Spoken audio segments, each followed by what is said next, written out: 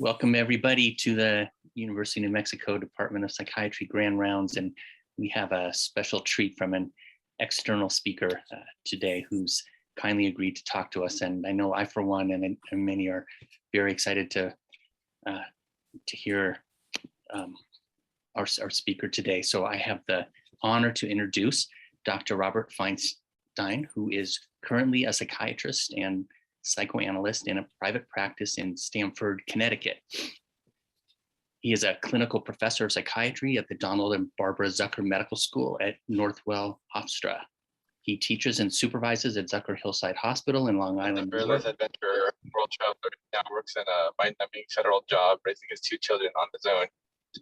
Severe accident serves as a wake-up call to calm his young children. He reads a story of a distant land, stirring from some. Hello? Yeah, he had his video on, his audio on. Okay, I'm going to keep going, Rob. Dr. Feinstein was an undergraduate at Michigan, then studied medicine at New York University School of Medicine, and was a psychiatry resident at Albert Einstein College of Medicine in the Bronx, New York. He trained as a psychoanalyst at Columbia University Center for Psychoanalytic. It's okay. It's all right, go ahead. And he, as a clinician and administrator, he was director of psychiatric emergency services at Jacobi Hospital in the Bronx, New York, and was associate director of the borderline personality disorder unit at the NYS Psychiatric Institute at Columbia University College of Physicians and Surgeons. He was also a developer, consultant to 5 state crisis intervention services in Connecticut. Rob was vice chair of education at the University of Colorado Medical School and associate chair of education at Dell Medical School. He was also the director of outpatient clinics at the University of Colorado. Dr. Feinstein has written over 100 publications in the primary areas of psychiatric education, psychotherapy, personality disorders, suicide and violence prevention, behavioral change, health and well-being, and integrated care. He's also authored 3 books.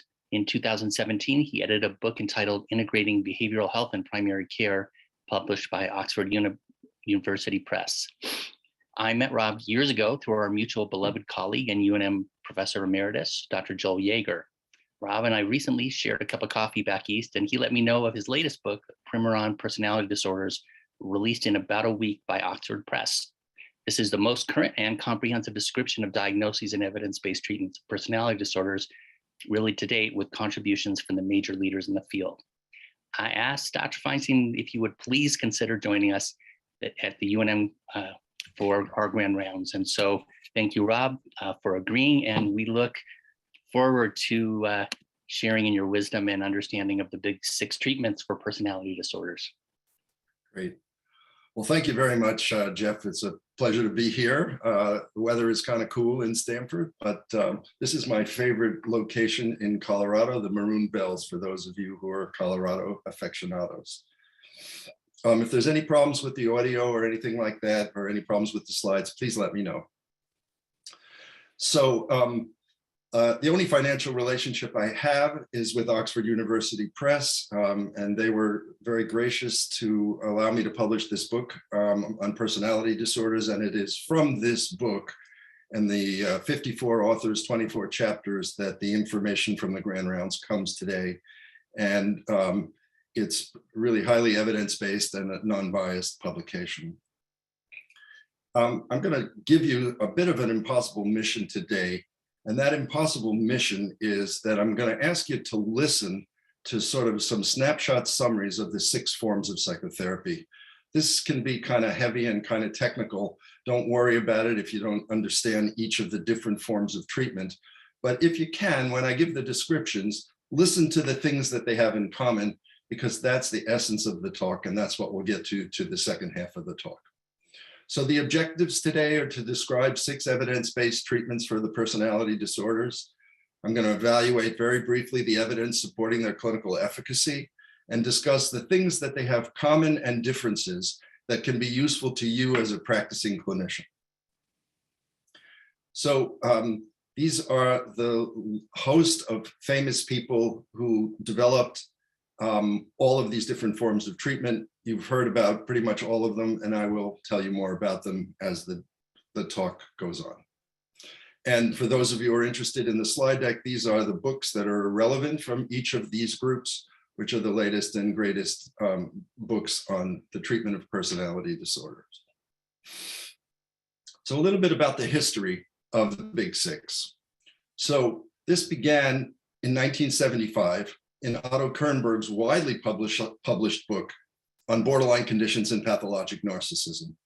This was a sort of an open-ended psychotherapy that over time got narrowed down to a much more focused psychotherapy for personality disorders, and all the other treatments have sort of followed suit. Not to be outdone by Dr. Kernberg, Aaron Beck began his first look at cognitive behavioral therapy, followed by his daughter, Judith Beck, and they came out with a treatment for personality disorders from the cognitive behavioral perspective. Marshall Linehan came next onto the scene, and those of you may know this. Marshall Linehan actually trained with Otto Kernberg at Cornell Westchester. She was on an opposing unit. And I had this wonderful opportunity to see Marshall Linehan and Otto Kernberg present and talk about the same patient. And while they were talking in totally different theoretical ways, it turned out that when you watched the way they interviewed the patient, they were incredibly similar, which is part of the theme of this talk, that there's a tremendous commonalities across different forms of treatment. In 1999, Peter Fonagy with Anthony Bateman did the first randomized controlled trial of treating borderline personality disorders in a partial hospital-based program, and that now has developed to treat narcissistic personality disorders and being applied to many others. In 2003, Jeffrey Young came along, and he's a very eclectic gentleman. He comes from the CBT tradition mostly, but borrows widely from all the other treatments using experiential activities and a lot of psychodynamic principles as well. And in 2001, John Gunderson wrote the first APA manual on the treatment for borderlines, and his manual led to the development of what we would now call good psychiatric management, which is an evidence-based treatment that's widely applicable without specialized training, and I'll talk more about that as time goes on. Now, all of the authors and pretty much everybody thinks that personality disorders have two primary origins. They all have genetic input into the nature of the disorders, with maybe the exception of narcissistic personality disorders. They haven't been able to find any markers for narcissistic personality disorders. So we think that one might be a little bit more environmentally induced without much genetic underpinnings. But they all agree that it's the mix of the genetics or the constitutional factors and early life trauma expressed as adverse childhood experiences that lead as the primary source for the development of personality disorders. Now, they've all six of them have sort of come to a common understanding, which I'll review briefly. They all believe that there are deficits in higher order brain processes, and these are defined as deficits in the capacity of patients to know themselves and others. These patients have difficulty predicting and understanding their own and the behaviors of others. They find it hard to distinguish internal experiences and external reality, which is why some of these patients may have transient psychotic experiences. They struggle to reconcile conflicting thoughts and mental states. They can't, and this is probably responsible for why we see a lot of splitting with this group of patients. And they all describe one of the primary deficits as a dysregulation of emotions or hypersensitivity, primarily at the amygdala level of functioning. And lastly, behaviorally, their behaviors for the borderlines results in difficulty in interpersonal relationships, and it disrupts their ability to love, to work, and to play. Now, the evidence for these treatments is pretty extensive. I'm going to give you a really quick snapshot, and the references are available if anyone wants them. But Transference Focused has 3 meta-analysis, 3 RTCs that have shown that treatment decreases the symptoms of patients with borderline, including suicidality and parasuicidality. Mentalization-based treatment also shows they have 3 meta-analysis and 3 systematic reviews, as well as 6 randomized controlled trials that show that symptom severity can be decreased, that if you treat the personality disorder, it helps with all the comorbid disorders, a very important point I'll get back to in a bit, and that it improves the quality of life and clinical outcomes. DBT probably has the most evidence for this, with 7 meta-analysis, 2 systematic reviews, and 5 RTCs. They have shown that with a year of DBT treatment, they can get diagnostic remission of the borderline personality disorders, their decrease in symptoms, decrease in self-harm, suicide, depression, and anxiety. And schema therapy has 1 systematic review. It's a newer treatment and less studied, 3 randomized controlled trials, and they show a decrease in symptoms, as well as a change in the early maladaptive schemas associated with borderline personality disorder. And good psychiatric management originally started as a comparison treatment to DBT, and then they were surprised to find out that it worked as well as DBT in this one very large randomized controlled trial. It leads to a decrease in self-harm, decrease in hospitalizations, and a secondary decrease in other symptoms related to borderline. Now, CBT is the most equivocal of the treatments where the evidence is most mixed. And they have 8 randomized controlled trials. And right now they're trying a modified version of CBT, which is manual assisted cognitive therapy. And they have 3 small RTCs that show it probably works. And there's slight modifications in the CBT treatment from regular CBT. So the good news about this is it says here, use any of the big 6 treatments, and 6 out of 6 piggies will take you to market, which is another way of saying that the dodo bird verdict applies to these treatments, which means everybody has won, they're all effective, and everybody should have prizes. Now, what we mean about winning is that they are about 70% effective. It doesn't mean they're 100% effective, but that the implications of that is if you're doing one form of treatment and it doesn't necessarily work out all the way, then there's perhaps an indication to switch to a different and a second form of treatment to help these patients. So the pessimism that many of us, at least in my age group, grew up with, where you couldn't treat these patients, turns out not to be true. They're quite treatable. It's not the horrible disorder that we used to talk about. So now I'm going to run you through a little bit about each of the different forms of therapy and then talk with you about what they have in common. So transference-focused psychotherapy basically comes from ego psychology. It's an object relations and attachment-based theory.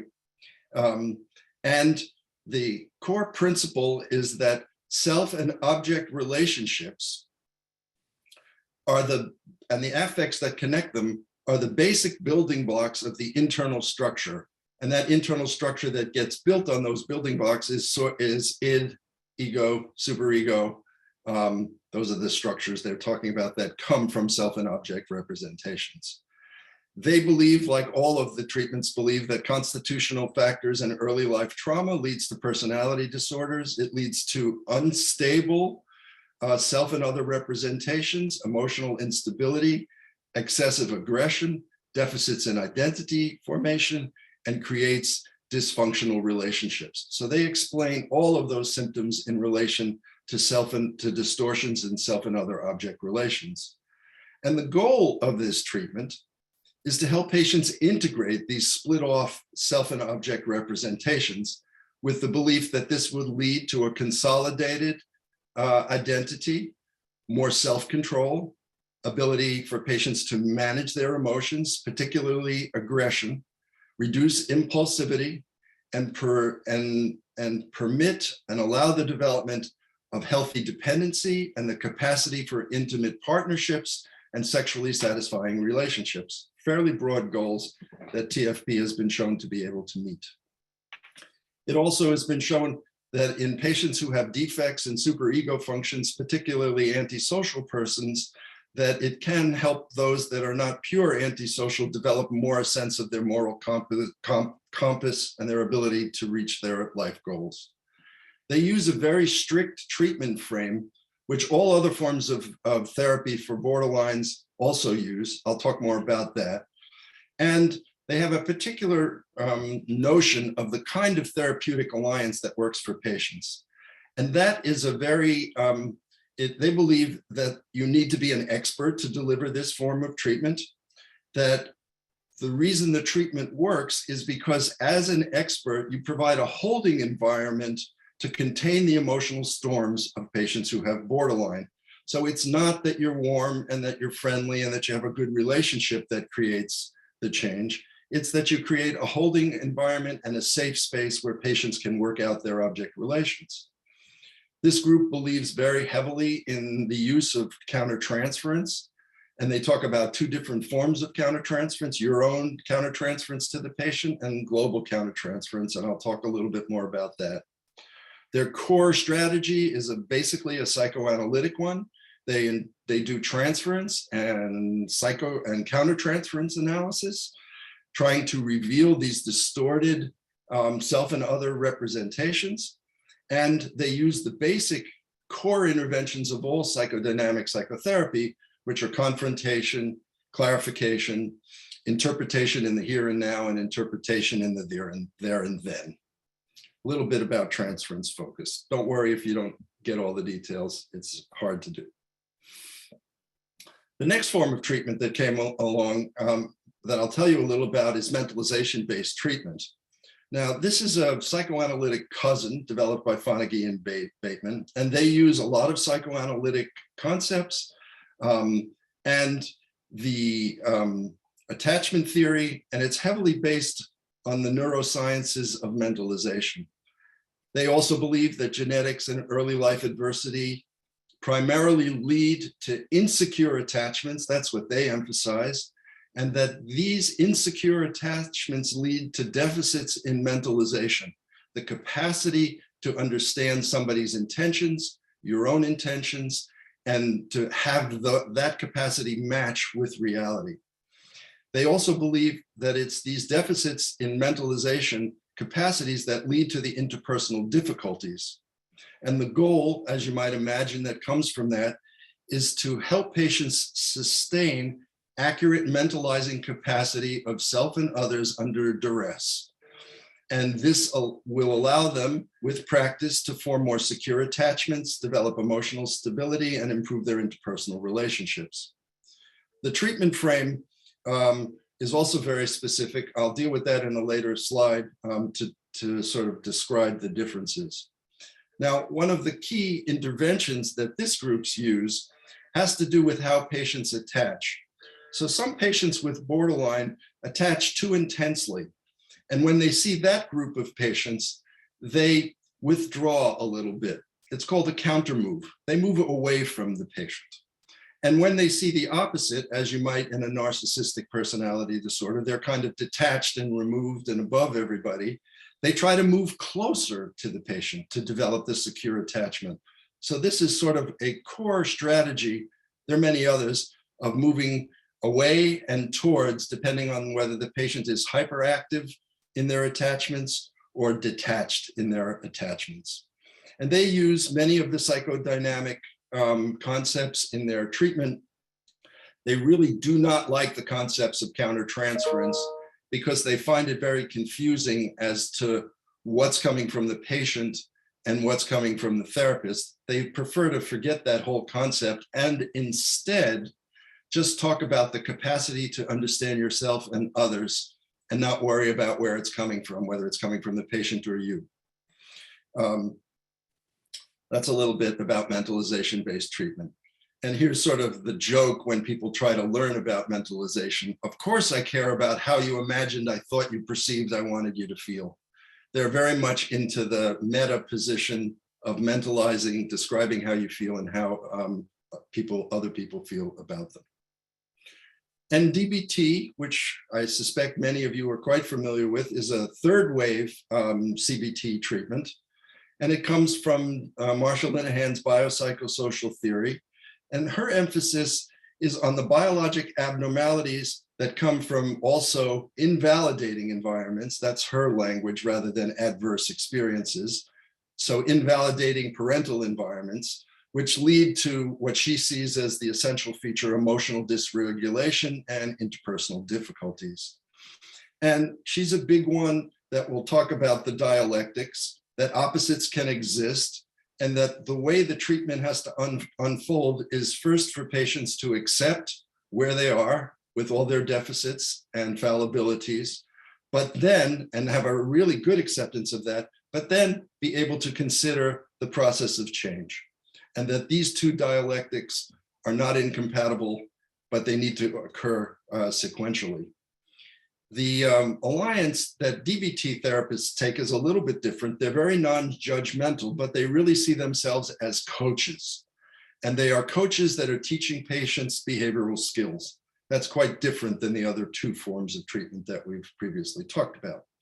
They also have done some wonderful work about talking about the things that interfere with therapy, and I'll talk more about them. They call them TBIs, treatment interfering behaviors. And I'll talk more about them, but basically they're any behaviors, regardless of where they come from, that in any way block the treatment. And they can be something as benign as missing sessions because someone wants to take care of their kids, or something more direct to the therapist, resistance and open opposition to the therapist's efforts to help them change.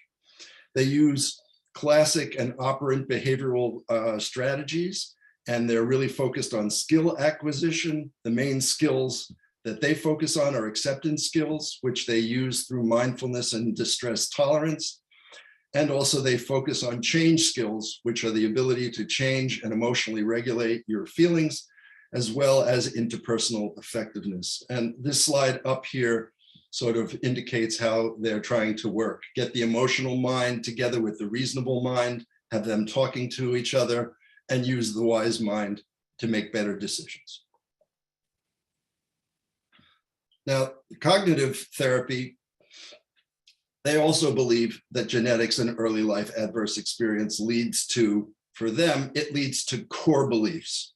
And they were the first ones to sort of develop the schemas or the core beliefs that are associated with each of the personality disorders. A lot of people have borrowed their work. The difficulty they had was they didn't believe that the relationship to the patient managed that much. And they found out when treating patients who have personality disorders that the relationship is essential. But CBT's core belief was to teach patients skills. And if you could teach them skills, that would change, that would allow them to check their automatic thoughts, change their behaviors, look at their core beliefs and their maladaptive coping styles, and make changes in those things. They don't see the alliance as essential, which is probably part of why it doesn't work that well. They more see their role as collaborative empiricism. They want you to collaborate with the patient, teach them the skills, and decide empirically what skills work and which ones don't. They also use a very core treatment frame, and they use many of the interventions you're all familiar with from CBT. Now, schema therapy is the first of the very eclectic therapies.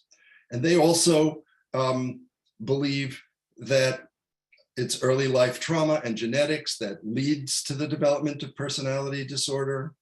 They believe that every patient is trying to strive to meet 5 of their universal emotional needs. And they define these needs very specifically as the need for secure attachment, the need for competence and identity, the freedom to express their own valid needs and emotions, to have spontaneity and play and self-control. And what they've described is 18 maladaptive schemas, and each of the personality disorders can have 2 or 3 of these. As one example, they describe a patient who has borderline personality disorders as having three different schemas: a mistrust schema, where they believe that they can't trust other people, that they've either been abused or deprived. They have an abandoned schema, the belief that they will be abandoned, and they have a subjugation schema, the belief that other people are trying to put them down. And they work with those schemas in very specific ways to change them, with the idea that that will modify aspects of their personality. And the way they implement that is with this idea of modes. So they believe there are three modes that people function in: a child mode, a dysfunctional parent mode, and dysfunctional coping modes. And they work very experientially and psychodynamically and using CBT and attachment theory, and especially experiential theory, to help people develop a healthy adult. And one of the things that distinguishes them is that they believe that therapists should take on an active parenting role. It's a limited parenting role, but they think that if you model good parenting role with a patient, that will help the patient model a good parenting role internally, and also help the patient do that in their interpersonal lives. And the last of the big six is good psychiatric management.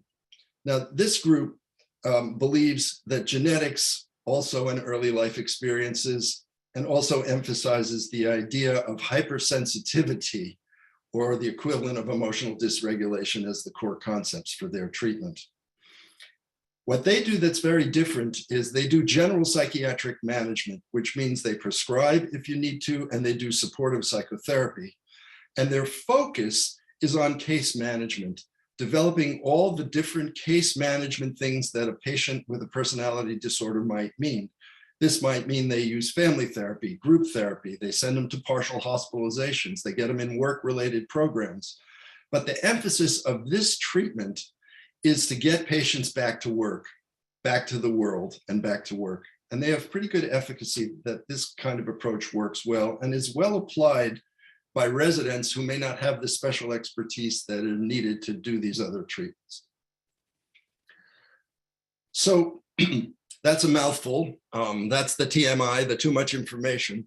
So now I'm going to try to distill it a little bit more and talk more specifically about what they have in common.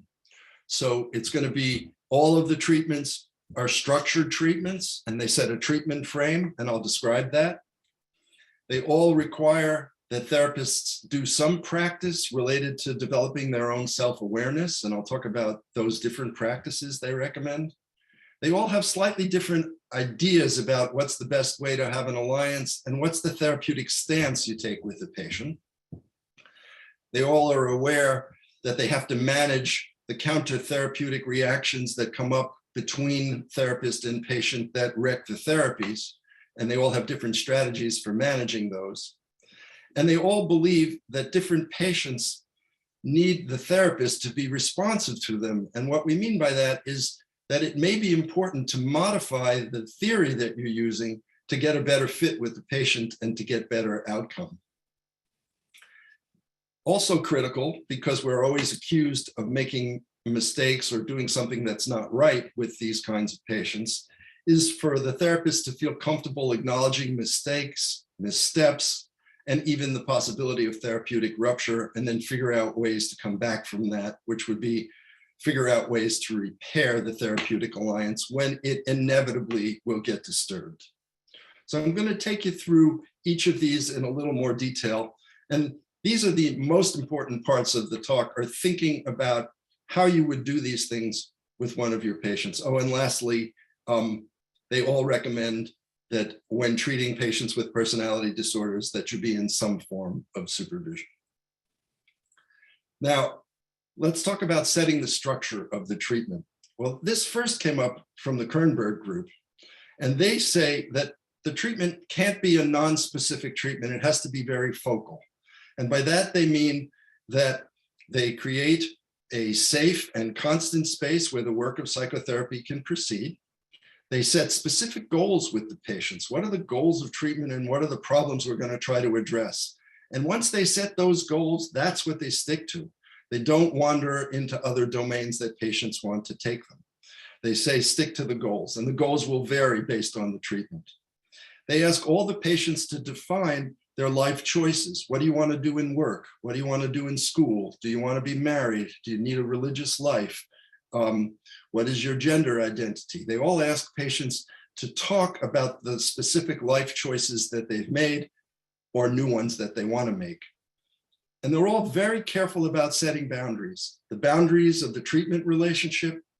And they will discuss confidentiality, how you make contact with others, dealing with insurance. They're very specific about boundary issues that is required with this whole group. And all of them prioritize the treatment of suicidal and homicidal behaviors as the focus if this comes up. So if any of these issues of suicidal, homicidal, or threats to the treatment come up, they drop every other issue they're discussing and they focus on the resolution of that. They won't proceed until a patient is not suicidal, a patient is not homicidal, or they won't proceed until they've worked through any threats that the patient may be offering to the treatment. They typically will all address some of the acting out that occurs with this group, such as substance use or eating disorders or gambling or other addictions. And they pay particular attention to patients who are lying or withholding information. Very hard to treat these patients when you're getting misinformation. So, and most of the lying that's done is lying by omission. It's the things that patients with personality disorders don't tell you about that are the things that create more problems than the active act of lying. And they make sure that patients stay engaged by not avoiding meaningful topics. They don't let patients spend a lot of time talking about baseball games or food. They keep them focused on making a better life. And this is something that all of the different treatments have in common. It's a nice list, and these slides are available if anyone wants these lists. They're available with the lists. I'm not putting them up on the slide deck right now. And they all want therapists to become more aware of themselves. And the two basic strategies that are used by all of them is a mindfulness-based strategy. So in DBT, which is the group that started this the most, as well as CBT, they teach patients specifically mindfulness techniques. And these are helping patients pay attention to the senses, their own emotions. It's a very self-referential. It's doing this with yourself in the moment with a non-judgmental attitude of acceptance of who you are and what you're doing. And that becomes critical for the CBT and DBT that use mindfulness the most. The key aspect of it is they also expect that their therapists practice mindfulness practices as well. Initially, this is used to help patients stop ruminating, and later to get a better experience of themselves in the world in the moment. Now, the other groups of therapy use a different aspect of self-awareness, and that's mentalization. And this is the idea. Now, mentalization has mindfulness as half of what it does. So mentalization is the idea that you understand your self states, very similar to mindfulness, but what it adds is a piece that mindfulness leaves out, which is that you also develop the capacity to understand the thoughts, feelings, wishes, and needs, and the intentions of others. So this is a self and other view of awareness. And they also focus on the idea that therapists need to become aware of their own mental states and the mental states of patients when they're going to do the forms of therapy that utilize mentalization based as their form of awareness. Now, very interestingly, and this is where a lot of change can occur with therapists working with them, is what's the therapeutic alliance that you have with the patient? And they vary quite a bit across these different ones. As I mentioned, transference focused see themselves as experts, and that their role is to contain the emotional storms of patients in the environment. They're not there to be warm and caring, although that may be part of it. That's not the purpose of the relationship, but they do believe that it is the relationship that motivates the patient to change. Now, mentalization-based treatment's a little bit different. They don't like this idea of being an expert. They're much more egalitarian. And they take the position that they don't know the mind of the patient, and they don't know how the patient sees others. And that what they have to do is assume that the patient is the expert in knowing themselves and knowing others. And they use the relationship between themselves and the patient to see how accurate the patient is. Is the patient describing themselves in a way that fits with how the therapist sees it? Is the patient describing accurately the way the therapist is thinking? And because of that, they're very explicit in what the therapist is thinking. So they don't withhold information. If a patient asks them, what are you thinking? They just tell them straight out what's on their mind. Very different than transference focused. Now the CBT group, as I mentioned, they are really much more emphasizing knowledge and skills. They also believe, although they're for CBT, for non-personality disorders, they do not believe that the relationship matters that much. That what matters is teaching the patient the skills. What they have found with personality disordered patients is they can't get patients to do the skills and develop the knowledge that they need without having a warmer relationship. And that's the current modification that CBT is undergoing as they try to develop their new form of treatment for patients with personality disorders.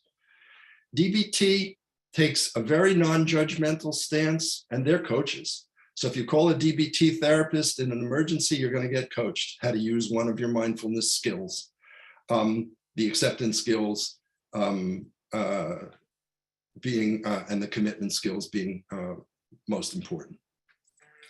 Now, most controversial of these is the schema therapy group, because they go out of their way to say, maybe we need to be a good parent to these patients. These patients have had such deficits in their early life attachments that maybe they need an experience of a real relationship with a therapist.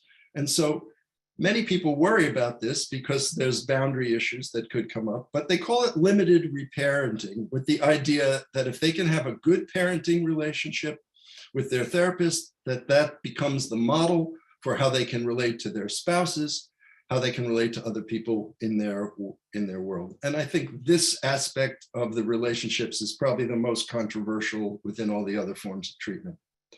And good psychiatric management, they see their activity as primarily to be supportive, but they don't emphasize the relationship as much. They'll deal with it if the patient goes there, but for them, the outside world matters the most. How are you doing in work? How are you doing in friendships? How are you doing in relationships? And that's where their emphasis is. And they use case management strategies to facilitate that. Now, all of the treatments acknowledge that things are going to go bad with these patients at one point or another. And sometimes they'll say that it's a problem in the therapist. And those problems are identified in different ways by the different theories. So the psychodynamic people will say you have classic countertransference, meaning that you have a problem in your early life that you're putting on to the patient. The mentalization people will say that the problem is you yourself have deficits in your capacity to mentalize that interferes with your treatment. And the behavioral therapists will say that they have treatment interfering behaviors, which I'll describe a little bit more, which for the CBT-DBT group, the treatment interfering behaviors that therapists have is they don't set appropriate limits on their patients. They do too much and they don't take care of themselves. Now, other folks, depending on the theory, believe that the problems that happen in therapy are primarily the patient's problems. The transference focused people believe it's primarily the patient's problems. A little bit therapist problems, but probably 80 to 90% the patient's problems that are causing the difficulties, as does DBT believe that as well as CBT. Mentalization-based people are somewhere in between. And I think where everyone is going, they're both saying now that problems in the therapeutic relationship can happen from either side, from the therapist's side or from the patient's side, from either direction.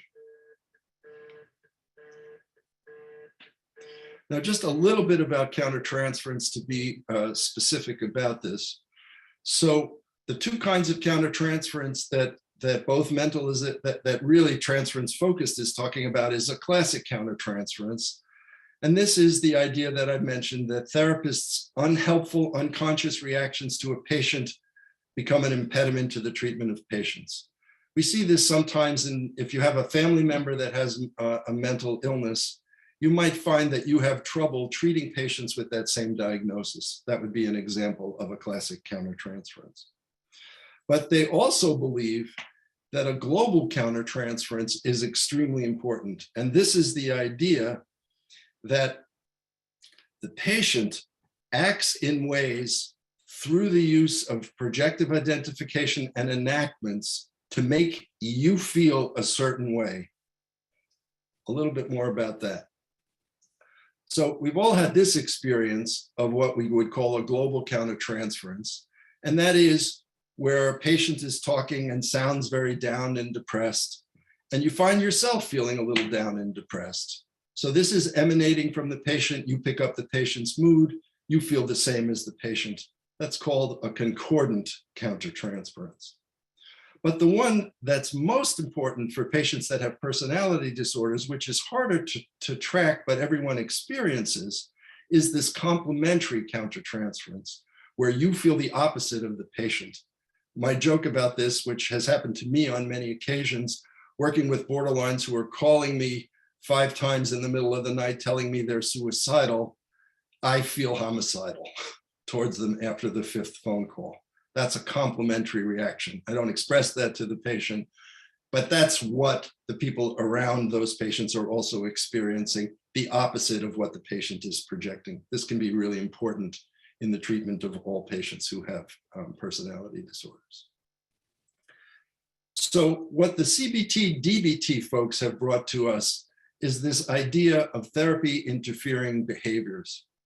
And this is a much broader concept, which I think is actually extremely useful, and I use it even when I'm working psychodynamically.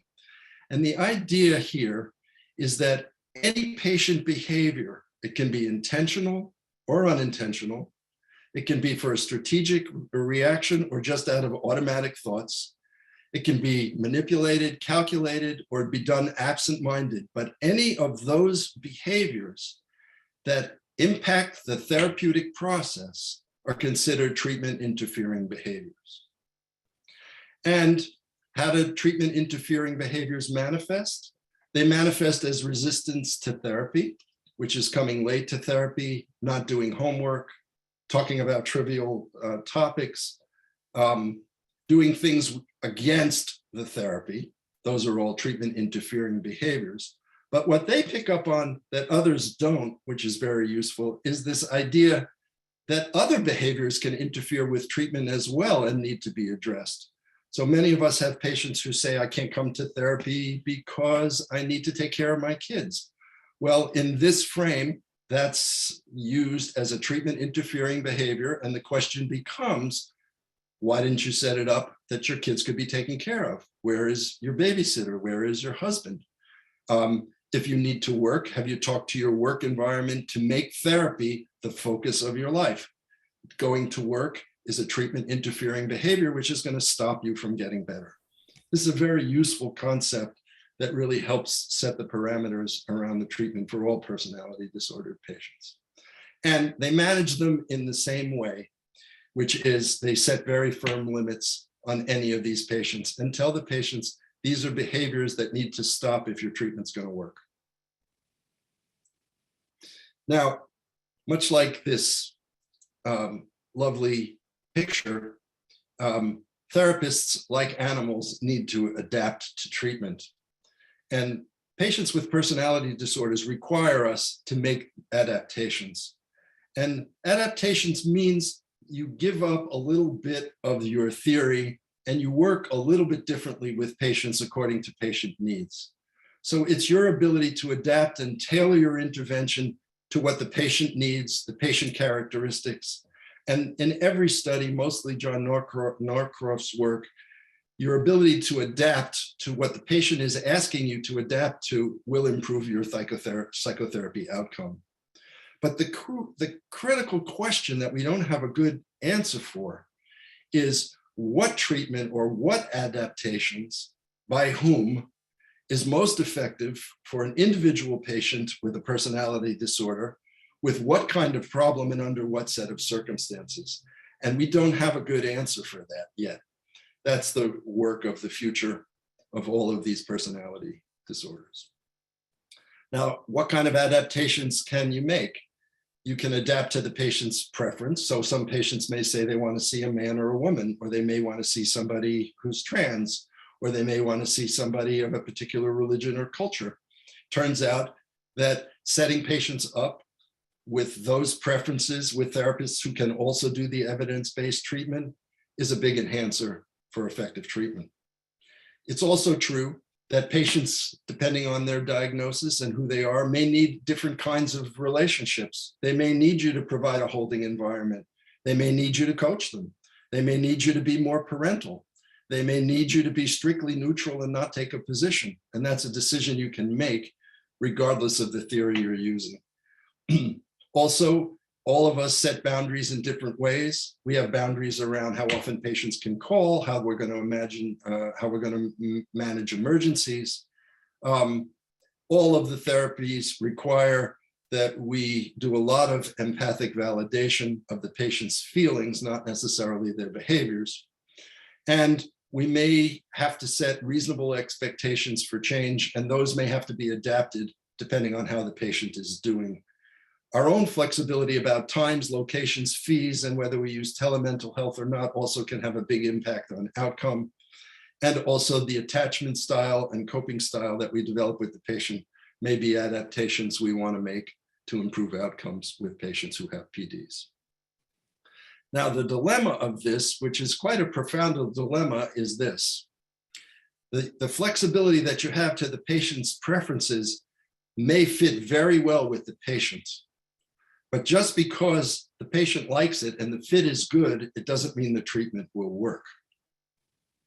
The inverse of that is that therapists' adherence to one of these evidence-based treatment promises that the psychotherapy will work 70% of the time, but not necessarily with a particular patient in a particular context at a particular point in time. And Norcrost's famous quote is, "Errors in either direction can predict clinical failure." So we're always trying to get into that middle frame.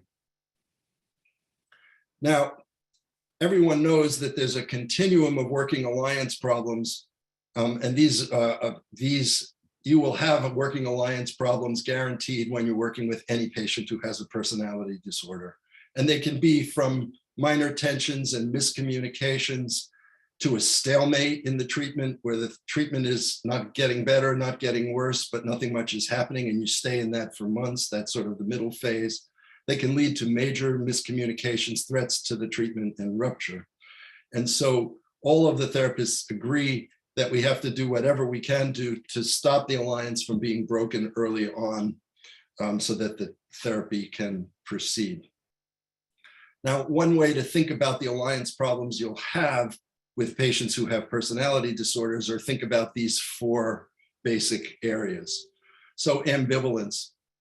All patients in therapy are ambivalent about making change. So you'll see this in every patient who has a personality disorder. And then patients will show resistance to the treatment. For many patients, it's unconscious resistance. They want to change, but they don't. So you want to be aware of that kind of unconscious resistance. An example of that might be you have a very obsessional patient where the obsessional activities work beautiful in his or her job as an accountant, but that kind of detail and obsessionality may not work well in a marriage. And so patients don't want to change it in the marriage because they're afraid that it's going to impact their work. That operates at a very unconscious level. That would be an example of unconscious resistance. And reactance, which we see a lot of, is patients' open hostility to us. I had a patient say to me the other day, "You went to medical school to say that? What kind of moron are you?" That was open, direct reactance to what I was doing. And of course, what we try to avoid is rupture. And that's when the bonds between us and the patient ends and the therapy falls apart. And that does happen not infrequently in patients with personality disorders. Now, when that happens, which inevitably some form of resistance will occur, all the therapists who do evidence-based treatment really work on repairing the alliance. And the first way they do that is by acknowledging mistakes that they made and problems they may have created. So acknowledging the part that you played in why the alliance broke up. And that you make efforts to reconnect somewhere in between, where you acknowledge the part that you played in the rupture and the patient acknowledges the part that they played. That's where you try to get to, if you can get there. Lastly, my last thing is that all of the therapies for evidence-based require that you be in supervision. And it's mostly to manage the counter-therapeutic activities that are common in therapists who are treating them, the things you do that are counter-therapeutic. All of the therapies offer individual supervision as part of that. DBT and some psychodynamic treatment use group supervision as the method of treatment.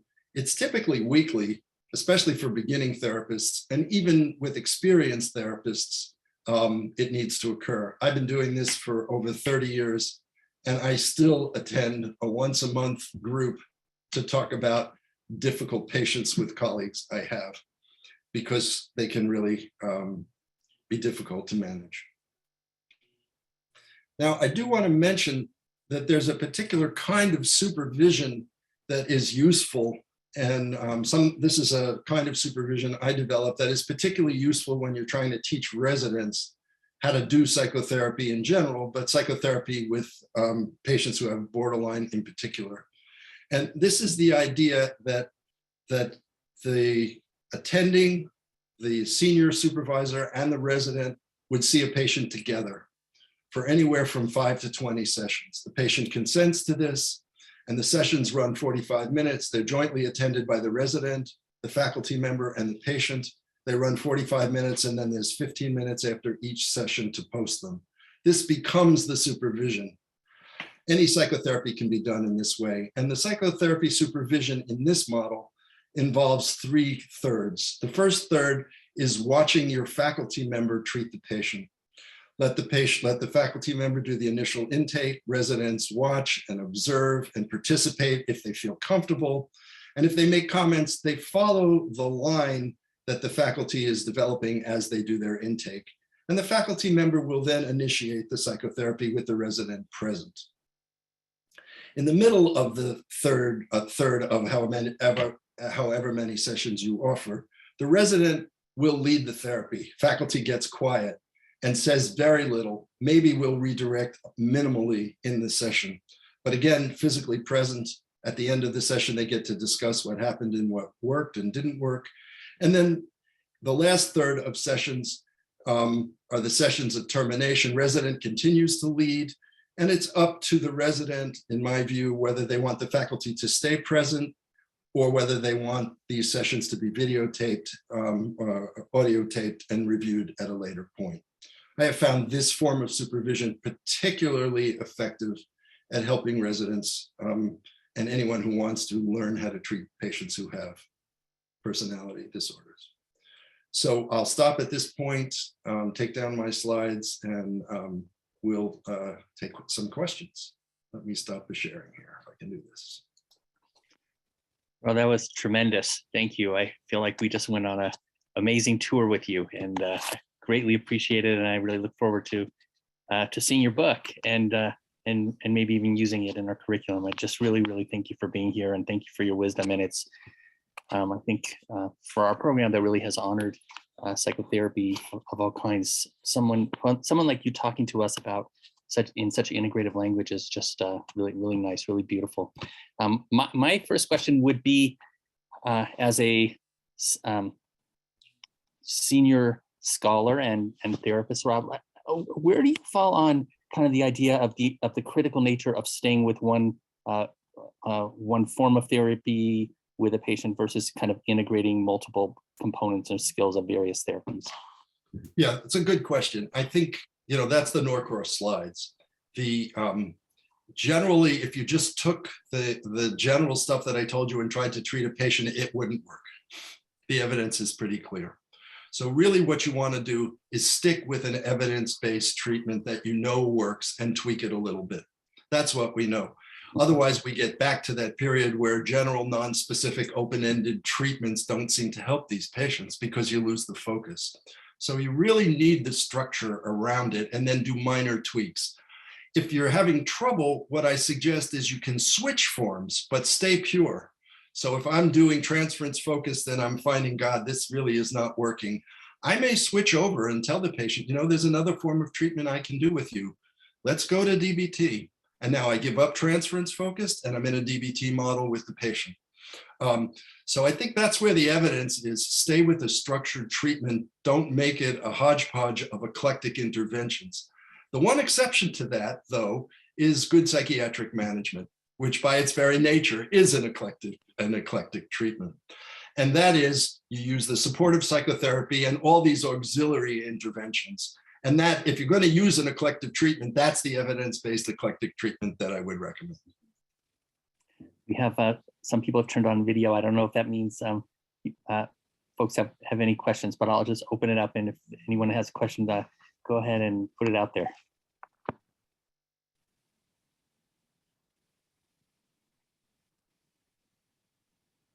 Or comment or anything.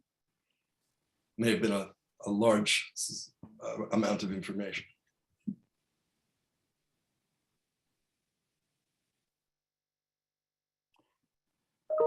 Then I have one more question. I could ask you questions all day. Oh, Davin's got a question. Dr. Quinn. Hi, Davin Quinn, faculty here at UNM. Dr. Feinstein, thanks so much for that amazing sort of tour, like Jeff said, through treatments for personality disorders. I wondered about the last model with the resident and the faculty sort of in the room at the same time. And I guess does it happen? Because I would imagine this might happen, that the therapist starts to, or not the therapist, the patient starts to prefer one or the other. Yes. And that there then sort of starts to become a triangular kind of interaction. And so I wondered how does that sort of play out with these kinds of arrangements, particularly if the patient, prefers, say, like the attending, and they're just like, I don't want to talk to the resident anymore. How do we prevent that from happening in that model? I say two things about that. The very nature of the model sets it up that one or the other of the two therapists is going to be a mother or a father, right? It sets it up in that way. And it becomes then a discussion, which is, why do you prefer, what am I doing such that you prefer me? And what is this, the attending doing such that you don't prefer them? You don't let the patient choose. It becomes a mutual discussion. I had I've done over 100 cases like these with residents. And one of the cases I had was with a borderline patient who initially liked me very much. And then I was pretty confrontative on some of her dismissiveness and devaluing. And she got furious at me. And she said she only wanted to talk to the resident. And I said, well, that wasn't our agreement, but you're allowed to talk to the resident. I will be here and I will comment as I see. And the resident took over the case. About a third of the way through, the patient was now angry at the resident. And I had to come back in. And that was a very useful discussion. So I think as long as you keep those as therapy interfering behaviors and on the radar for discussion, it's really not much of a problem. And out of 100 cases, I've only had one case that didn't go well. And that was not with the patient, that was with the resident developing a transference to me. So it can happen and it does happen, but these are, but in general, the residents tend to love it because these are the most difficult patients to do. And we don't show them enough of the mistakes we make. I mean, what residents like about it is they'll watch me make 300 mistakes and repair them. And it's good enough. So, I say to residents, it's not the mistakes you make, it's what you do afterwards that counts. It's the next step that counts. It's the repair that counts. And then that helps them understand they're going to make mistakes and it's not going to go perfectly, and that's fine, and the very nature of doing psychotherapy. At least that's the case I would make. Thanks so much. Other questions, comments?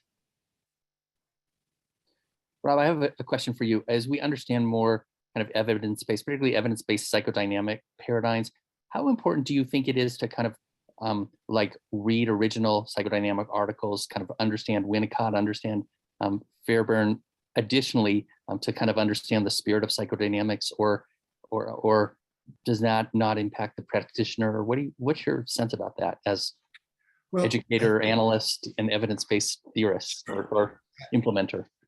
I'm a little bit of old school. I think you shouldn't get out of a residency without knowing who Freud was, who Margaret Mahler was, who Erik Erikson was, who Heinz Kohut was. These are names that should mean something to you, whether you know the theories or not.